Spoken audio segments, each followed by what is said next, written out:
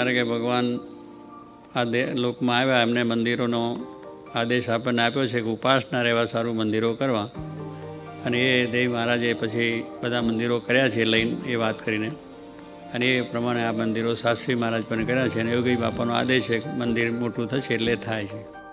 એટલે ભગવાન ભજવાનું સુખ કંઈ એવું સ્થાન હોય તો આવે. કારણ કે અત્યાર સુધી કોઈકને ઘરે કરતા હોય, કોઈ એવી જગ્યા લઈને કરતા હોય, પણ આવી સારી જગ્યા નહીં મળે પછી અનુકૂળતા હોય તો જેમાં હજારો માણસોને એના દર્શનથી લાભ થશે.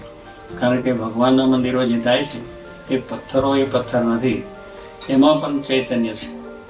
મહારાજે પણ કહ્યું છે, સ્વામીએ પણ કહ્યું છે કે આ પથ્થરો પણ સત્સંગ કરાવશે, એમાં કોઈ ભેદભાવ હોતો નથી.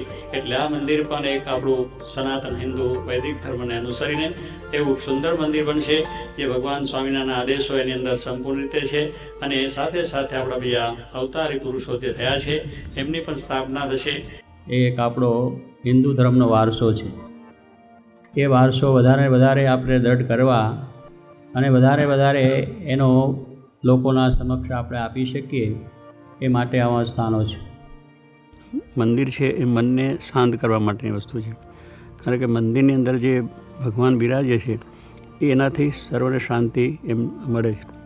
એટલે મંદિરોથી આપણા સંસ્કાર રહે છે, મંદિરોથી આપણી સંસ્કૃતિ વધે છે, મંદિરોથી આપણો આધ્યાત્મિક વાદ વધે છે. એટલા માટે મંદિરો છે. મંદિરો છે એટલે ખાલી પથ્થરો અને એને મૂકીને લોકોને પ્રદર્શન કરવાની વાત નથી, પણ એની અંદરથી માણસોની એક શુદ્ધ ભાવનાઓ પ્રગટે કે આવું મંદિર થયું છે, એનો કોઈ ગુણ લેશે કે મંદિર બહુ સારું છે તો પણ ભગવાન તો એનું કલ્યાણ કરે. હજારો માણસો એમાં આવશે, હજારો માણસો દર્શન ભગવાનના કરશે, સંતોની કથા વાર્તા સાંભળશે, ભજન કીર્તન એમાં કરશે, એનો મોક્ષ થશે. એટલે કલ્યાણ માટે થઈ કે ના થાય. સ્વામી આપે કીધું ને કે ભગવાનનું કાર્ય છે એમાં આપણે મદદ કરવી જોઈએ, અને આપણી ભક્તિ છે ને એ તો કરવાની જ છે. એટલે કરવાની કંઈ ના નથી, પણ કંઈ આવું મોટું કંઈ એક્સ્ટ્રા ઓર્ડિનરી કરવાની થોડી જરૂર છે. તો અંતે તો આ ભીડો તો આપણે જ પડવાનો છે બધો.